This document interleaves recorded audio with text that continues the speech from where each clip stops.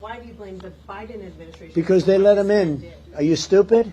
Are you a stupid person? Because they came on a plane along with thousands of other people that shouldn't be here, and you're just asking questions because you're a stupid person. And there's a law passed that it's almost impossible not to get them out. You can't get them out once they come in. And they came in, and they were unvetted, they were unchecked, there were many of them, and they came in on big planes, and it was disgraceful. And if you look, you'll see there was a law passed. It makes it almost impossible not to let them in, not to certify them, so to speak, once they come in. And they came in, and they shouldn't have come in. And frankly, the whole thing was a mess. The whole Afghanistan situation was a mess. It should have never taken place. If we're going to go out, and we would have gone out because I had everybody ready to go. We were going to go out with strength and dignity and precision. And we would have left from Bagram, and we would have kept Bagram, by the way, because of its very close relationship to China and where they make their missiles. But when you let the people come in by the thousands and thousands and thousands, they made a terrible mistake. But they were incompetent, yeah. Hey, welcome in everybody to Courageous Media. Really hope you're doing well. Hope you had a great Thanksgiving. Hope you had a great weekend. We have got a full show for you today because we've got all sorts of things to cover, stuff that happened over the weekend. And please stick around till the end of the show because we got our last segment. If you have not seen this breaking bombshell report that Emerald Robinson has released in a series of 120 Twitter posts, we're going to be checking out Benny Johnson's summary of it. It is absolutely amazing as to what took place during the 2020 election and what we need to be on guard for again until Trump hopefully can get this all fixed. But I really appreciate everybody rolling up. Obviously, the big story over the weekend was 2 National Guard members have been shot by an Islamist jihadi in Washington, D.C. You saw Trump. Love him or hate him, one thing you got to admit, Trump does not varnish the truth. Are you a stupid person? So, I mean, he's entertaining, if nothing else. I mean, even if you hate him, at least you've got to be entertained. Are you not entertained when Trump starts speaking off the cuff? So, you know, why do you blame the Biden administration? Because they let the Afghan national in who shot the 2 National Guard people. I mean, are you a stupid person? I just love it. That is great stuff. We're going to dive into that story because obviously that story is huge. And that story leads us into what else is going on as Trump has moved to severely curtail immigration all across the board in a series of moves that I find absolutely awesome. I think personally, we should probably end all immigration to the United States for a period of time to make sure everybody assimilates, and anybody not assimilating needs to go away. But let me know what you think. Really appreciate everybody rolling up. Please let me know you're here in the comments. Thanks for being here on a Monday. And remember, if you haven't subscribed to the channel, it really helps us out with YouTube. If you watch all our videos to the end, subscribe if you haven't, like them, and also comment. Really appreciate you being here. Resnap is in the house. Season's greetings. Welcome in, Resnap. Great to have you here. One of the National Guards was a wolf. I can imagine that hit home for you. That is absolutely a bummer. And I know that one is still fighting for his life. The female has already passed away. Hence, the Afghan national will be charged with terrorism and murder. Frankly, I think they should just rendition him to Guantanamo Bay and then to some dark corner of the world and take care of this quickly and painfully. But let me know what you think. Joan Brown is in the house. Really appreciate you being here. He is a man of his words and doesn't carefully choose his words. He says it like it is. Exactly. Are you a stupid person? I love it. All right, we're going to dive into this. We've got this goofball from CBS talking about, trying to figure out why this Islamist jihadi shot 2 National Guard troops, other than the fact that, he's an Afghan. He hates America. He hates Americans. He hates anybody who's, remotely Christian or non-Muslim. We could put 1,000 reasons in there, but let's dive right in and check it out. Here we go.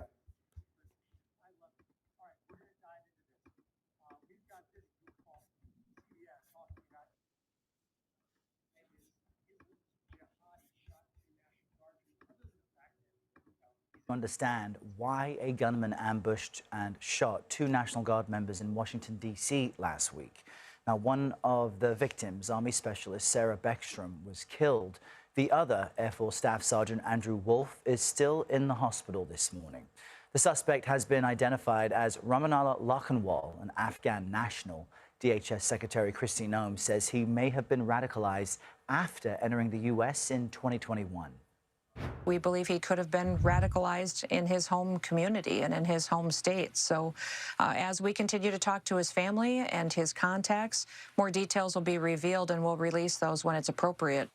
CBS News immigration and politics reporter Camila Montoya Galvez joins us now to discuss this. Camila? Now, if he was radicalized after entering the United States, it's because he moved into a completely balkanized, non-assimilating community.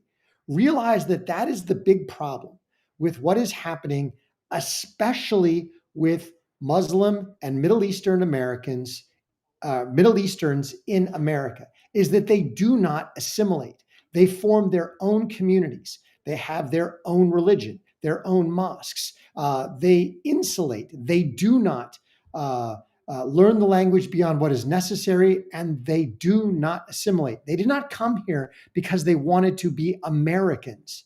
They came here because they wanted to live in America and leech off America and use America for money, but they never wanted to be an American, which is totally different than immigration 50, 60, 100, 200 years ago.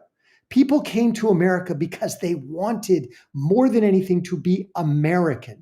They wanted the American dream. They wanted to let go of all of their old ties. Did they bring some of their culture with them? Sure.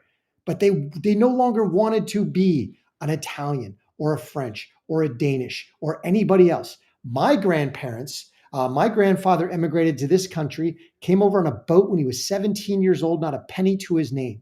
He met my grandmother, who was born to two Danish immigrants living in Denver. So I'm fully one half Danish. And come to find out that my grandfather would not allow his children to learn Danish. He said, no, you will not learn Danish. We are no longer Danish. We are Americans, and we will do everything to be American. That was what immigration was, in the 18th and 19th century. It's not what it is anymore. The Democrats, the globalists, the cabal of corruptocrats have completely bastardized it into something that is akin to come to America, leech off our great capitalist system, get whatever government assistance you can, send it back home, but always hate the country that feeds you. That's where this comes from. Hello, good morning. We heard the secretary there say he may have been radicalized in the U.S., but what do we know about the suspect? Well, we know that according to U.S. officials, Errol, the suspect worked for CIA-backed Zero units in Afghanistan, helping the American war effort there during that 20-year conflict. He entered the U.S. back in September of 2021 under the Biden administration, alongside other tens of thousands of Afghan evacuees airlifted following the fall of Afghanistan and the takeover by the Taliban. He was granted at the time, Errol, something known as immigration parole, which allows people who don't have visas to enter the country on humanitarian grounds and to live and work here legally for some time. He later applied for asylum in the last few weeks of the Biden administration in December of last year, and that application was granted in April of this year under the second Trump administration. So clearly there were several circumstances and opportunities for Republican and Democratic administrations to vet and screen this man and to identify any derogatory information or red flags. But as we discussed on Friday, there are several limitations when it comes to immigration vetting, one of them being the inability to get good, reliable information and data from countries like Afghanistan, and the other being that vetting is not a crystal ball that predicts the future, obviously. And so obviously. So he came here with tens of thousands of Afghan people who assisted the U.S. military, people who fought alongside the U.S. military. I don't believe that for an instant. Were there maybe hundreds that fought alongside the U.S. military, that translated, that were all in for the U.S. military? Yes, absolutely. But looking back on this Biden debacle, it wasn't just a matter of incompetence. It was, I believe, two things. I believe the Afghan Biden debacle was two things that the deep state was running two separate ops. A, how do we give a terrorist organization $80 billion without Congress having any say in the matter? Because there's no, even under the Biden administration, there's no way Congress is going to approve an $80 billion aid package to the Taliban. No. That's never going to happen. So, we'll just leave $80 billion worth of military equipment there that they can go sell on the secondary market, that they can use. So that's how we do that. And B, we create as much chaos as possible so that then we have to fly 10,000 plus Afghan nationals back to the United States because they assisted the military. And suddenly you've got 10,000 Islamist jihadis, or, maybe you've got 1,000 good guys and 9,000 plus not good guys that are suddenly in America, unvetted, wreaking havoc inside our borders. I believe that was a deep state op from the get-go. There's no way that people are that stupid.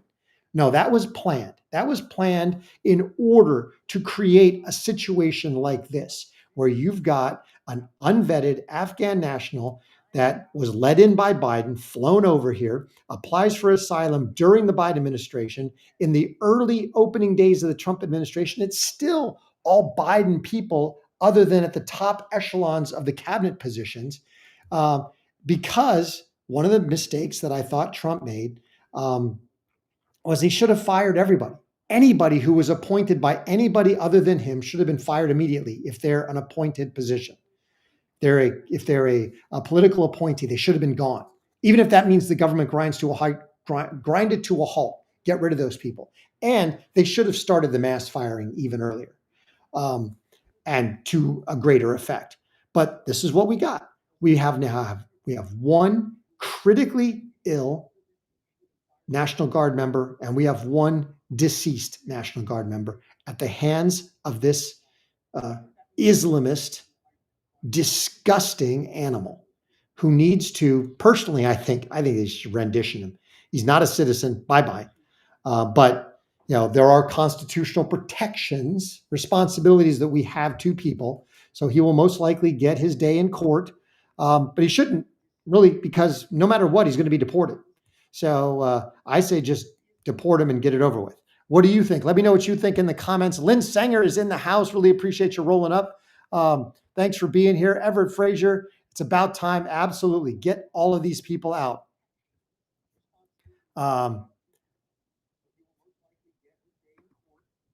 Lynn, yeah, I've heard plenty of stories of that going on. It's just disgusting. What happened and what happens over there. But so we've got Rahmanullah Lakanwal, who is now under arrest for murder. We've got a dead National Guard soldier and a critically wounded one who have been taken from their families, essentially, at this point. And there needs to be serious ramifications. Well, Trump is not screwing around. So to get into our segment, I wanted to lead in with that because that hits all of us in the military. It hits us hard because those National Guard troops were unarmed. They were there simply helping to bring order to the streets of Washington, D.C. They weren't there in a law enforcement capacity per se. They had no arrest authority because they weren't brought there under emergency circumstances. They were unarmed. They were basically there to free up Metro PD, the D.C. police, to go actually surge into communities with the help of federal law enforcement officers from ICE, from DEA, from FBI, and elsewhere. And they have completely, for the most part, cleaned up DC from a crime problem. But then you get this person who basically walks out with a firearm and targets 2 U.S. military members for execution. Got one, the other one's still hanging on, but this person needs to be executed themselves, if you ask me. But anyway, so Trump, seeing this, has had enough. He's had enough of this garbage. And so Trump basically is in the process of going scorched earth on this stuff. And I love it because it's about time. Should have happened even earlier than this. But check this out. as we dive into this next story, which is Trump's reaction to the National Guard and to what's going on in Minnesota with new revelations about just how bad these people are. They're bad actors and they need to get out of the country. Check this out.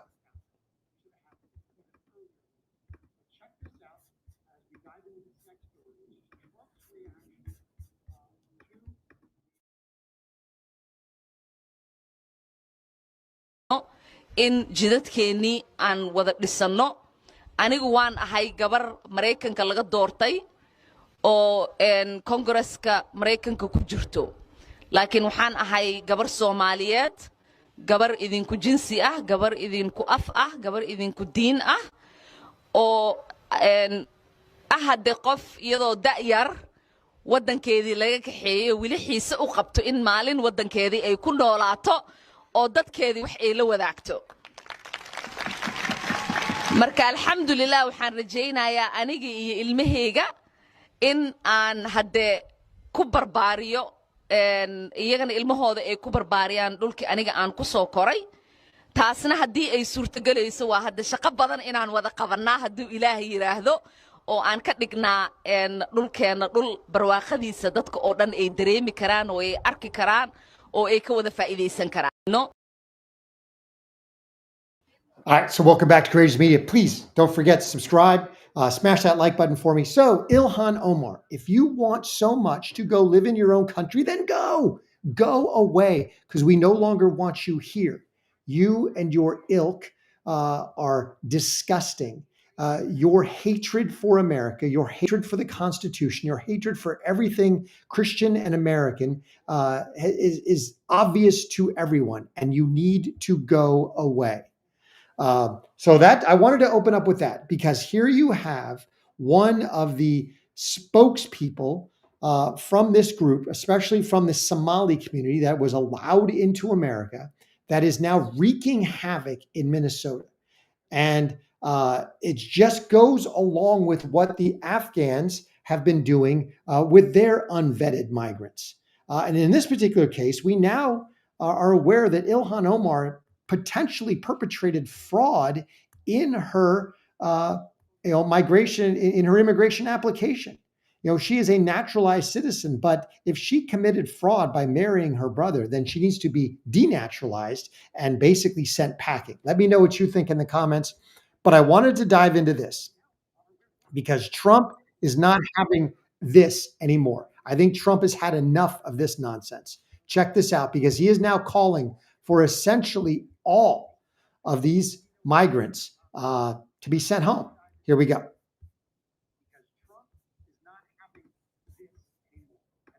Breaking news coming in. Donald Trump says he will pause all migration to the US from the third world. So we've obviously had this shooting, and this is what he's had to say on Truth Social. You can see the second line there. I will permanently pause migration from all third world countries to allow the US system to fully recover, terminate all the millions of Biden illegal admissions, remove anyone who is not a net asset to the US or incapable of loving our country. He says he'll end all federal benefits and subsidies to non-citizens of our country as well, denaturalize migrants who undermine domestic tranquility. So effectively, if someone's been naturalised, they could still be kicked out of the country. He says deport any foreign national who is a public charge, security risk or non-compatible. The man carrying out this shooting, alleged of course to be a foreign national from Afghanistan. He says the goals will be pursued with the aim of achieving a major reduction in illegal and disruptive populations.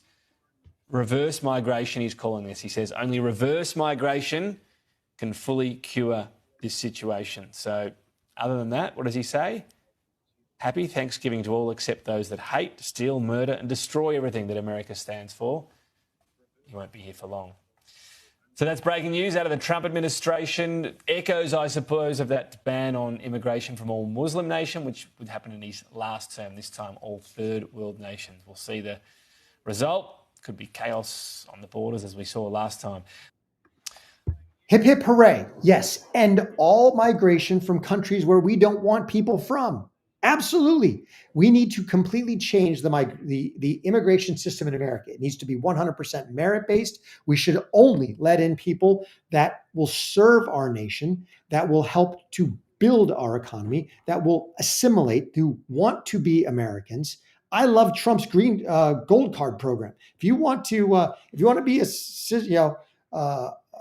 citizen of America and you don't bring some high quality skill that we absolutely need, or you don't have some gift that we absolutely need, you want to be part of America? Yeah, pay $5 million. Pay $5 million up front, pay another $1 million a year for 5 years, build a business, employ people. So basically we get $10 million and you get to be an American citizen.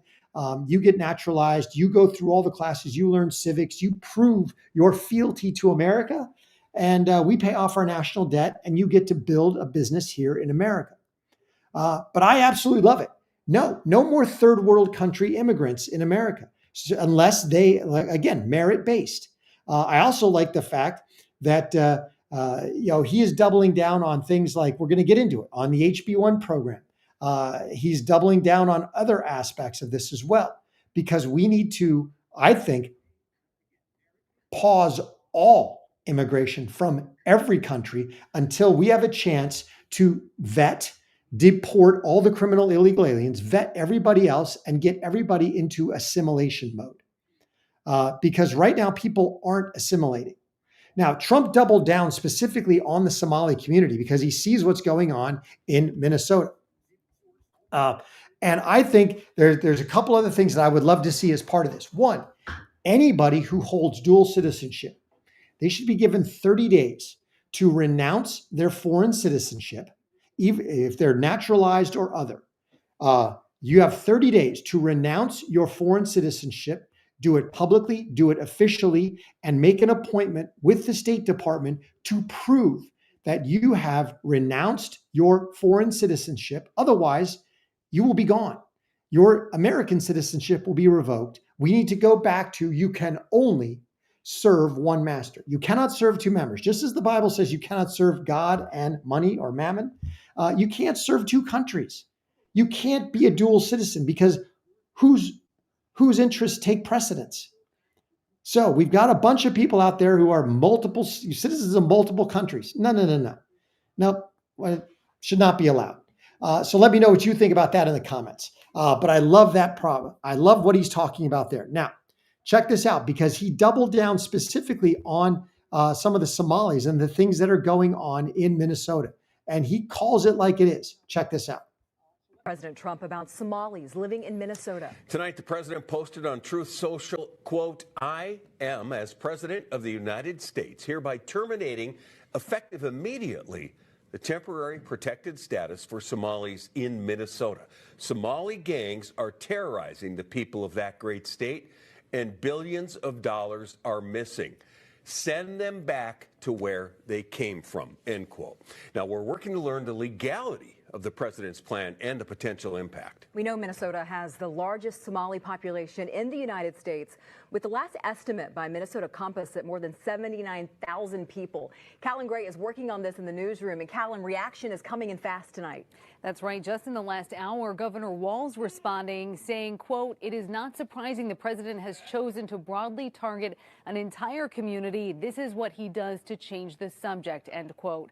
Congressmember Ilhan Omar also pushing back, posted on X, quote, "I am a citizen, and so are majority of Somalis in America. Good luck celebrating a policy change that really doesn't have much impact on the Somalis you love to hate. We are here to stay."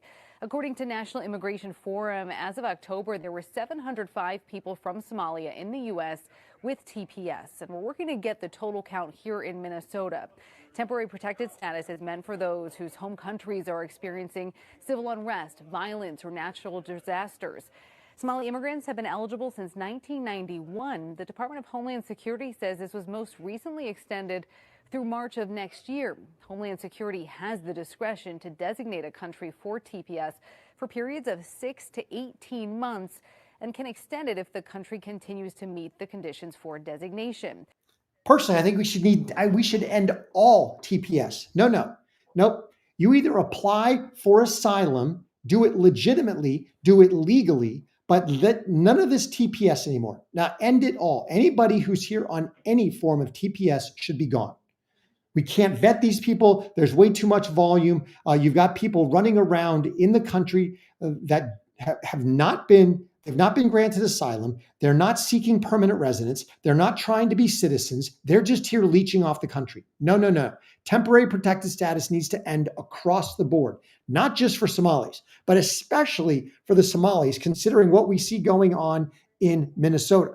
Don't forget that we broke this story a couple weeks ago. We didn't break it, but we reported on it, where they have committed over $250 million worth of PPP fraud for the COVID, the COVID handouts, saying that they were feeding people through a restaurant and a food kitchen, and frankly, they weren't. It was all fraud. They didn't feed anybody. They took $250 million of government money and basically shipped it, paid themselves, and then shipped a bunch of it back to Somalia. Meanwhile, you've got Somali migrants here in America that ship back billions of dollars to Somalia. That money exits the U.S. economy. Now, in addition to all the fraud that they have perpetrated on the state of Minnesota and the federal government through their PPP fraud and other types of fraud, now we can add voter fraud and election fraud to the list. Check this out, because this just gets better and better in the good old state of Minnesota with Governor Tim Walz, as Trump called him, quote unquote, retarded, leading the fray there. Check this out. New allegations in a Minnesota voter fraud case that first came to light this summer. 2 people pleaded guilty in federal court to being paid to help register voters. In all, 500 to 600 fraudulent voter registration applications were submitted to election officials in offices in 13 Minnesota counties. Hi there, Frank. It was some sharp election workers in Carver County who realized the names and addresses on the voter registration forms did not match with any county residents. Prosecutors charged 2 people with 1 count each of voter registration fraud. According to the charging documents, the 2 were paid by an unnamed foundation to help register voters. The 2 defendants pled guilty this summer and have since moved out of state. The scope of the 2-year FBI and state investigation was not previously known. And it's very significant that they said today it was 13 counties, between 500 and 600 fake voter registrations.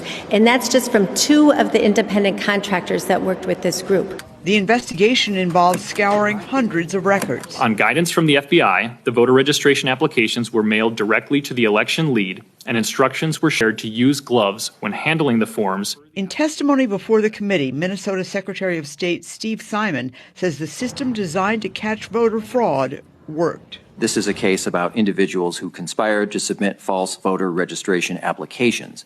This is not a case about fraudulent votes.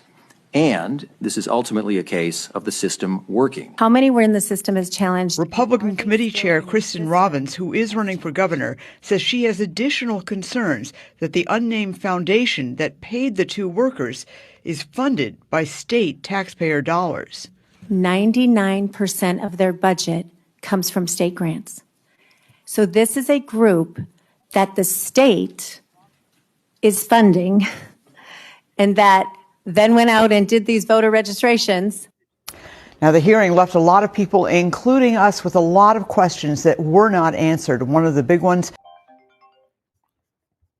So we've got essentially, you can add, you've got election fraud, you've got money laundering fraud, you've got a whole community of people that are here under dubious circumstances that have created havoc in Minnesota. And it's time for this to end. And Trump, thankfully, is putting this to an end. Check this out from one of the DOJ spokesman, Tricia McLaughlin, Assistant DHS Secretary. Check this out.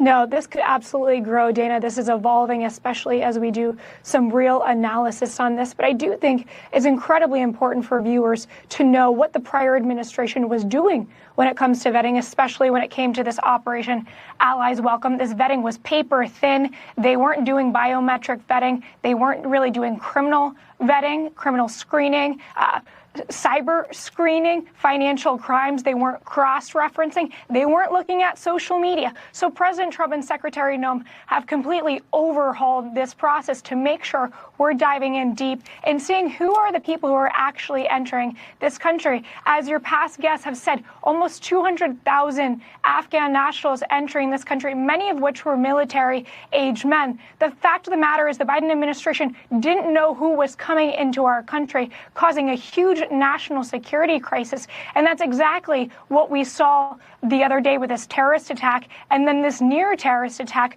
out of Fort Worth, Texas, where this individual was threatening to blow up a building. Both of these individuals being Afghan nationals, both of them coming in under this Biden administration program. Let's be clear. Biden didn't want to know who was coming in. Biden just wanted them here to wreak havoc. That's why I go back to what I said previously. I believe the entire Afghan debacle pullout was a deep state op. It was a two-pronged deep state op. How do we give our enemies, how do we give Islamist terrorists in Afghanistan $80 billion and bypass Congress? Because even a liberal Congress is never going to allow this. The Senate would never vote for $80 billion in free gifts to the Taliban. So the deep state had to find a way to give them $80 billion and sidestep Congress. Second, they wanted tens of thousands of migrants here in America, not assimilating, not seeking permanent residence, not seeking to be American citizens. They wanted the chaos, and they got it. They got exactly what they wanted in that Afghan debacle pullout. I believe that was a deep state op. Lynn Sanger, you're right. They are wrong about the number estimates. They're not reporting up to 250,000. And if I'm right, you live in Minnesota, right? I think you told me that once. So absolutely amazing. Mary Morvan, thanks so much for rolling up. Really appreciate you being here. Please, if you could, smash that like button for me, subscribe, turn on the notifications. If you're willing, if you like the channel, please grab a super. We do accept super chats. Really appreciate everybody rolling up. And if you like the content, please share Courageous Media with everybody that you know. Now, so Trump on Thanksgiving absolutely doubled down, tripled down on what he's been saying all along. I'm not going to read his entire post, but you ought to go check this out at Donald Trump, real Donald Trump. A very happy Thanksgiving salutation to all our great American citizens who have been so nice in allowing our country to be divided, disrupted, carved up, murdered, beaten, mugged, blah, blah, blah, just for being politically correct and plain stupid. The official United States foreign population stands at 53 million people. That's the census. And that's what needs to exit America. If they are not here under actual asylum, if they are not here as permanent residents, if they are not here seeking citizenship and to assimilate, then frankly, we don't want them. And Trump has been talking about this. Here's the other thing that he said. They put up with what has happened to our country, but it's eating them alive to do so. A migrant earning $30,000 with a green card will get $50,000 in yearly benefits for their family. You cannot sustain this. Trump needs to basically end all federal government assistance for anybody who is a non-citizen. I don't care if you're here legally. I don't care if you're a permanent resident, if you have a green card. If you are not a citizen, you should not get any government handouts, period. If you want government handouts, go back to your own country. You cannot come to America as an immigrant and then get money from the federal government or the state government, frankly. And this is where he basically calls Tim Walz the retarded governor of Minnesota. Tim Walz does nothing either through fear, incompetence, or both. And the worst congressman/woman in our country, Ilhan Omar, always wrapped in her swaddling hijab, who probably came to the U.S. illegally, in that you are not allowed to marry your brother, does nothing but hatefully complain about our country. It's constitutional how badly she is treated when her place of origin is a decadent, backward, and crime-ridden nation. She needs to go home. Absolutely. Time for her to go away. her and all of the squad members, or anybody who is a foreign national. Frankly, I'm getting to the point we can't have foreign nationals serving in Congress. It's just getting ridiculous. But Trump was caught on the Air Force One gaggle, and you've got to hear what he says. Because again, not only has he ended TPS, not only has he basically stopped all migration from third world countries, at least temporarily, he is also ending all asylum claims temporarily. Check this out. This is great stuff.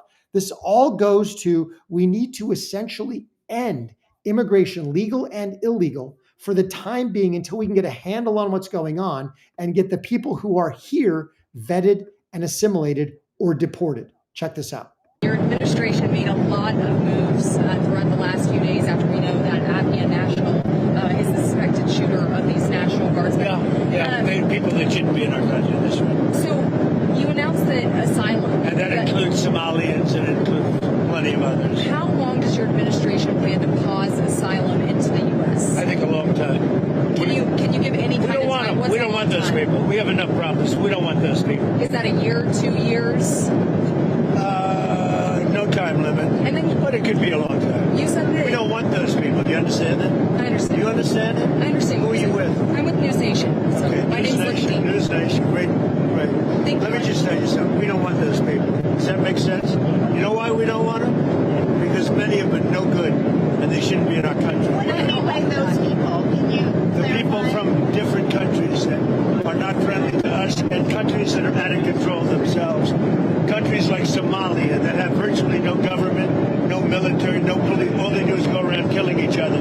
Then they come into our country and tell us how to run our country. We don't want that. Absolutely. No more asylum claims. No temporarily pause all migration from third world countries. I absolutely 100% agree. We have to there are 53 million people here. We know there are at least 20 million illegal immigrants.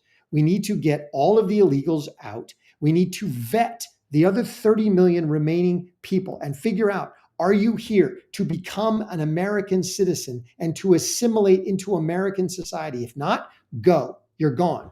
I absolutely 100% agree with him. Now, as part of that, Trump has also made major moves. Now, remember, this was a big scuttlebutt a few months ago, the whole HB1 visa situation, where you had tech giants arguing that we need more HB1. This was a big deal with Vivek Ramaswamy, actually kind of championing the program or at least supporting it. Well, Donald Trump has made a major change to the HB1 visa program, which is absolutely sending shockwaves, which will allow American workers to once again get hired for tech jobs. It will raise wages on all those tech jobs because the idea of bringing in an HB1 just got more expensive. Check this out. Most abused visa systems in our current immigration system has been the H-1B non-immigrant visa program. This is supposed to allow highly skilled laborers who work in fields that Americans don't work in to come into the United States of America. What this proclamation will do is raise the fee that companies pay to sponsor H-1B applicants to $100,000.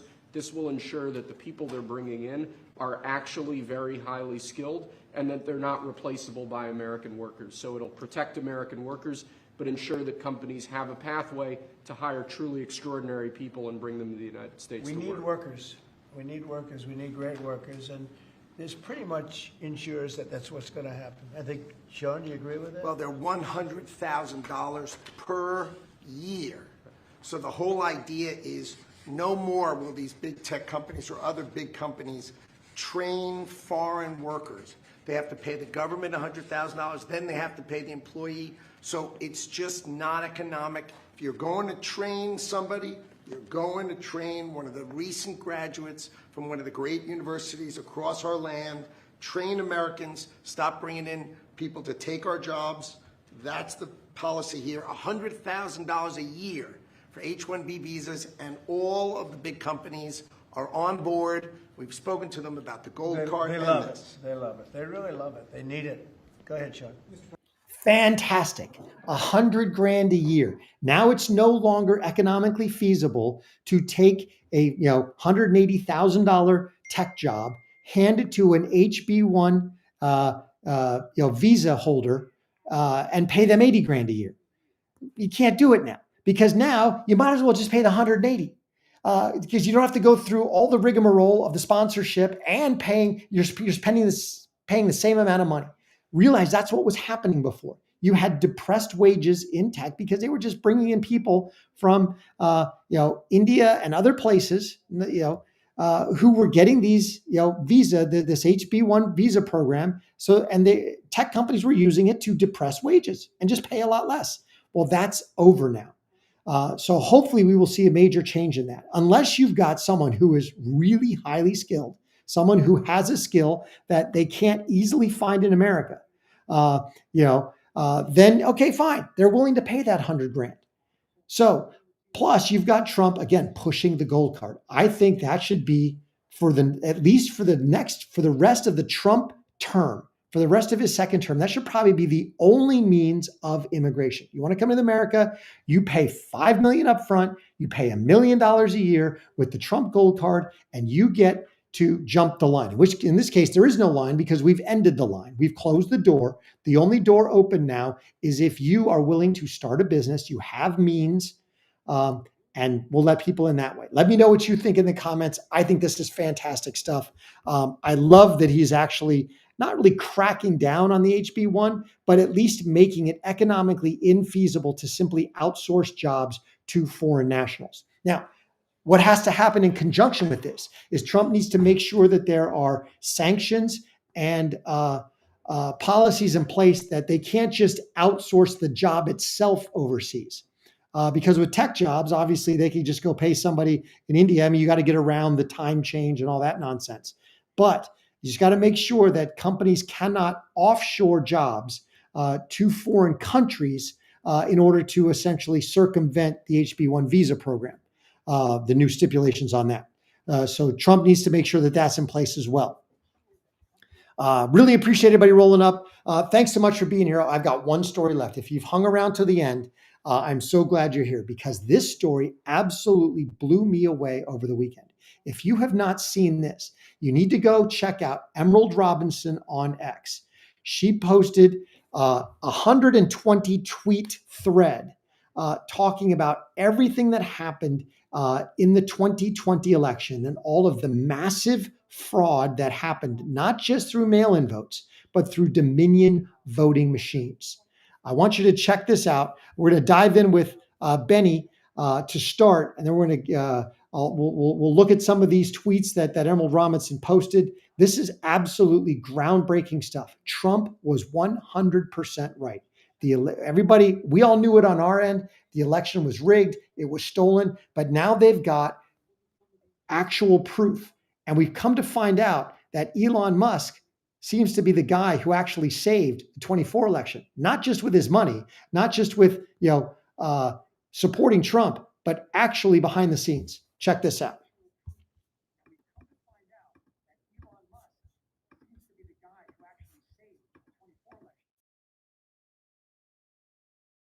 There's another destruction of that system that was laid bare yesterday. While we've been able to look at the incidences that seem extremely strange, right? Like, so since we took a second to get here, let's go ahead and look at like the Michigan ballot drop chart and the Wisconsin ballot drop chart. Like, these are really odd circumstances. Don't make any sense. It seems like just a bunch of votes were clearly added to the tallies of Joe Biden at exactly the time when you would add votes if you didn't want anyone to pay attention. Right? In the small hours of the night when everybody had gone to bed and no one was watching. Here's Michigan, here's Wisconsin, same thing, exact same chart, worse, I think you could argue. And you can see the clear trajectory. If these were two horses that were running a race, the Kentucky Derby, you'd obviously be able to see that one of them was going to lose and one of them was clearly going to win. And then something totally miraculous happened. I mean, if this were happening inside of a sports competition, you'd say either the game was rigged, the refs were paid off, somebody was using steroids, probably all of the above. Because what this shows is something that is totally and completely miraculous. Zoom, please. This shows something that defies the human understanding of how competition works. Hey, welcome back to Courageous Media. Thanks so much. Thanks for sticking around with me. We've got a long segment for you, a long show for you today, but I wanted to get to this story because this is absolutely groundbreaking. Emerald Robinson dropped this on Twitter. Please go check her out. Follow her. It's a great follow. Benny Johnson was reporting on this.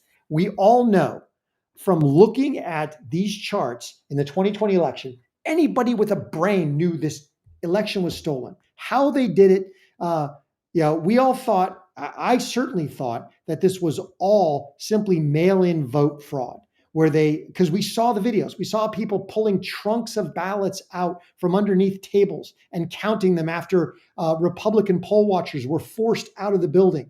Water leaks, whatever the case may be. We saw it over and over and over again. We knew it was fraud.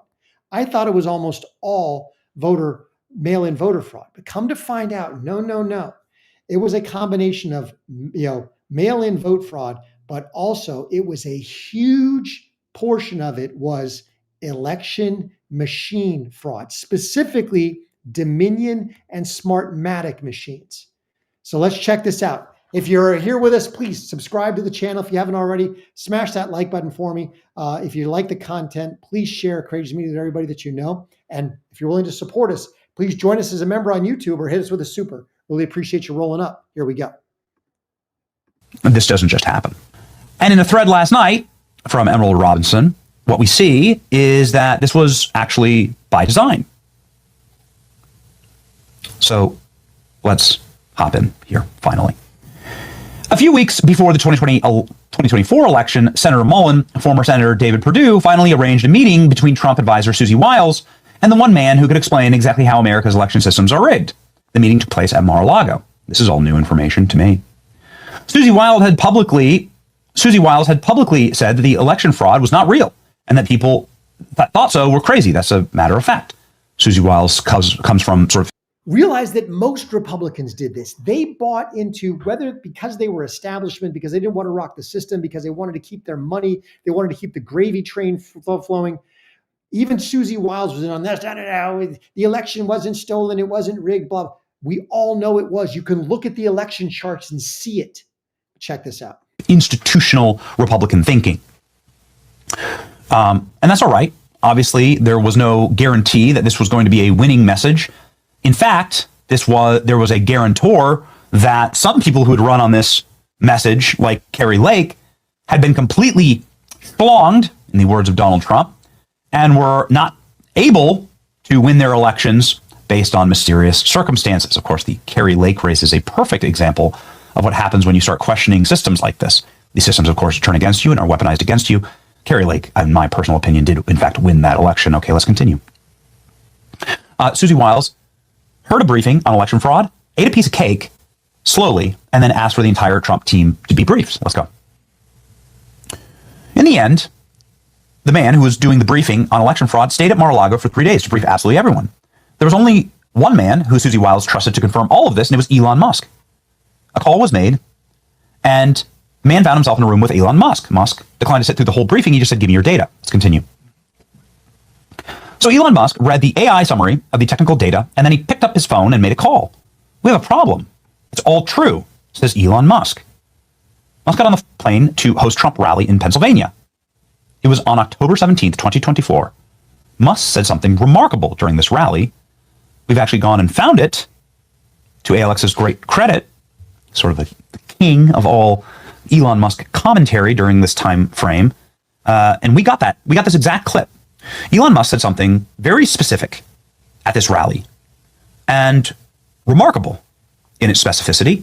Let's listen. Well, there is, I think, some amount of cheating that takes place. It's hard because they've, when you have mail-in ballots and no sort of proof of citizenship, it becomes almost impossible to prove cheating is the issue. So a lot of people on the Dem side will say there's no cheating, and I'm like, you've made it impossible to actually prove that there's cheating. But statistically, there's some very strange things that happen that are statistically incredibly unlikely. So there's always this sort of question of, like, say, the Dominion voting machines. It is weird that I think they're used in Philadelphia and in Maricopa County, but not in a lot of other places. Doesn't that seem like a heck of a coincidence? So So I think that is, we should, in my view, we should only do paper ballots hand counted. That's it.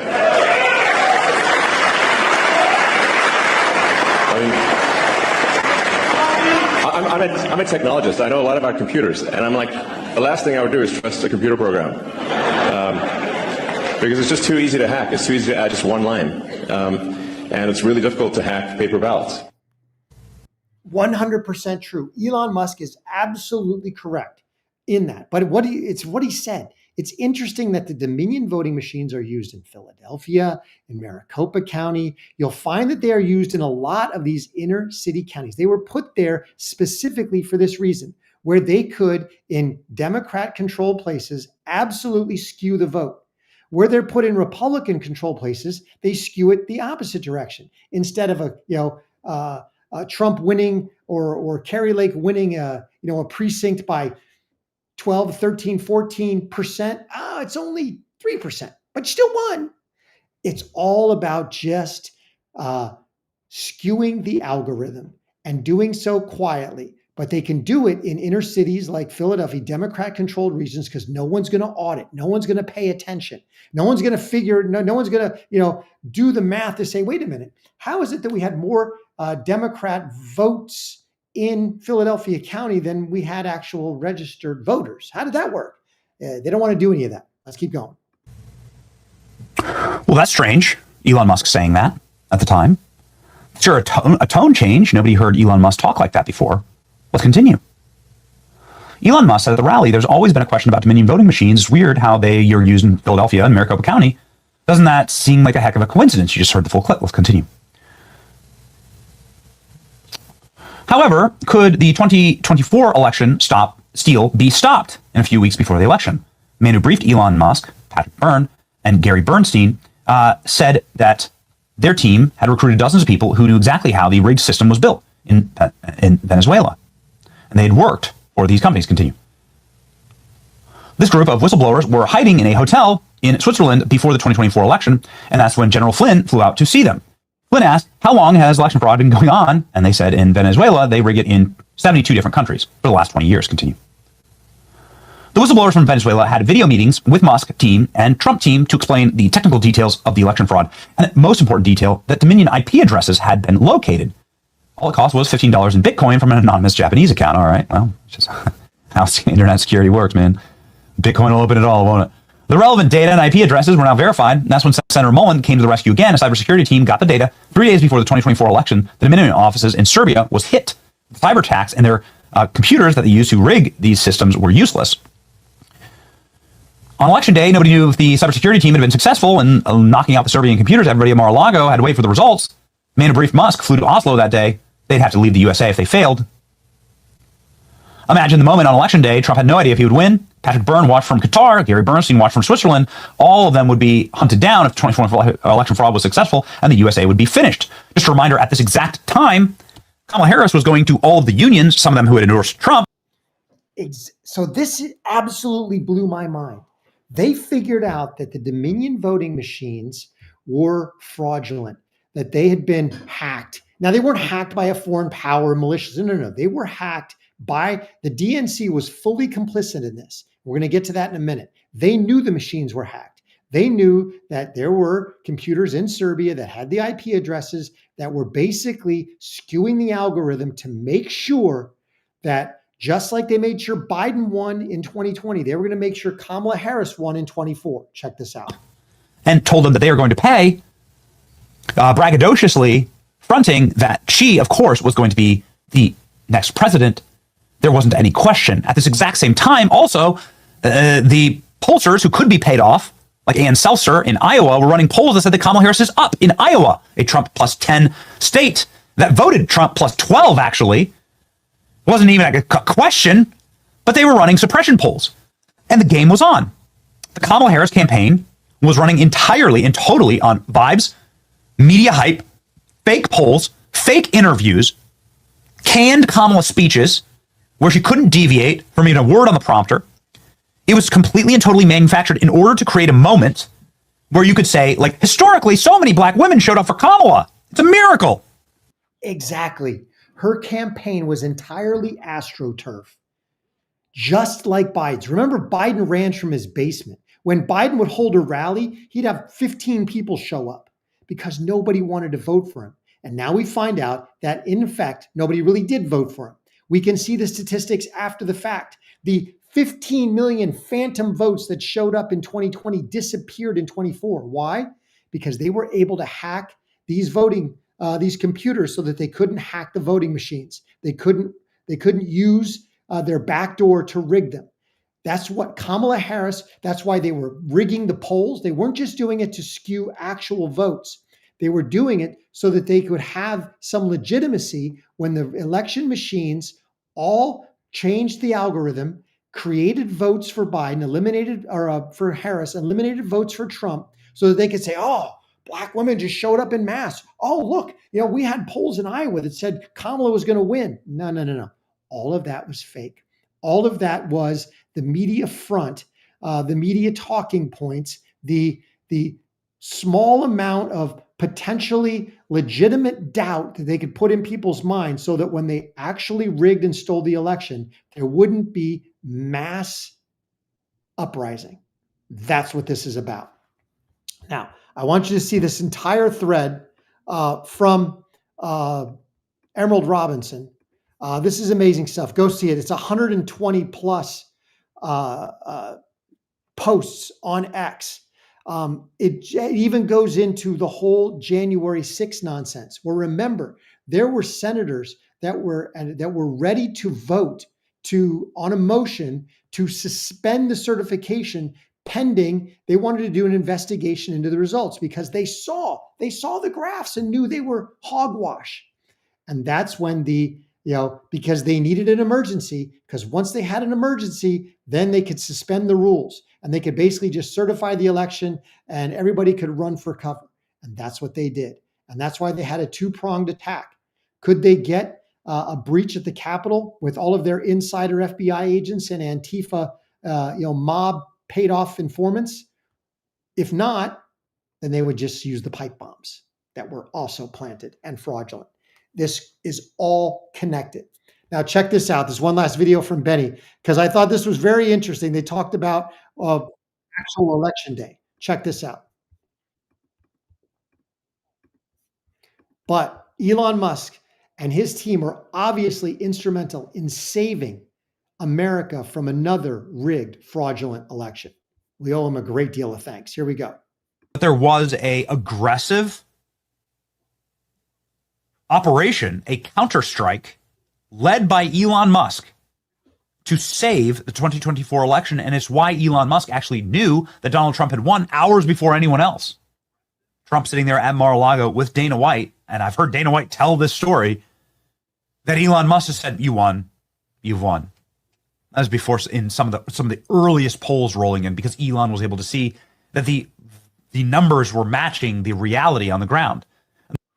So he had access to some of the data because they had crushed those Serbian computers. So they knew that the Dominion machines were no longer reporting fake results.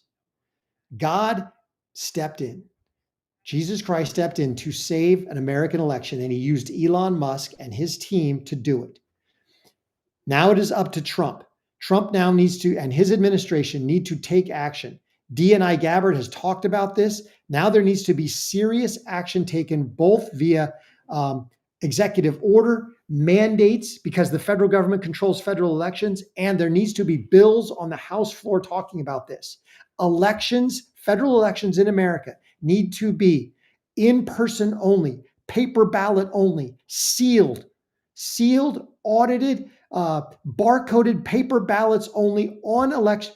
I would prefer a single election day. Let's have a national holiday and everybody gets off. If you want to do some level of early voting, that's fine. But again, it's in person only. It is sealed paper ballot only. Everything's audited. That's what needs to happen. We do that. We can make our elections hack proof because there'll be no longer electronics involved. The only electronics involved might be machine counters, where they just run all the paper ballots through a machine counter. You can still go hand count them later if you have to for an audit, but that's what needs to happen in order to save our elections and to save our country moving forward. Let me know what you think. Really appreciate everybody rolling up. Mary Morvan, thanks so much for being here. You are correct. Our great God was and is behind all of this. He blessed us with Elon Musk and Donald Trump. Thank you, Jesus. I absolutely agree. God stepped in to save our elections. And he gave some people the wherewithal to know how it was done. He helped Susie Wiles to see the light. She called Elon Musk. Elon verified it, and they put a team together to make sure that those Serbian computers could not hack the election machines. All of these, we need to safeguard our elections. The best way is sealed, paper ballot, in person only. If you're going to use election machines, they have to be disconnected from the internet. They have to be inspected and certified right before the election, and then no connect, and then sealed after that. We have to certify our elections, or no one will trust the system. No one will trust the institutions. Let me know what you think in the comments. I really appreciate everybody rolling up. Thanks so much for being here. You guys are awesome. Please, again, smash that like button, share Courageous Media with everybody that you know. And if you're willing, please join us as a member of the Courageous Army on YouTube. I hope you have an awesome Monday. Till I catch you next time, remember that God is good and he is sovereign and he is in control. It'll all be good in the end. Have a great day.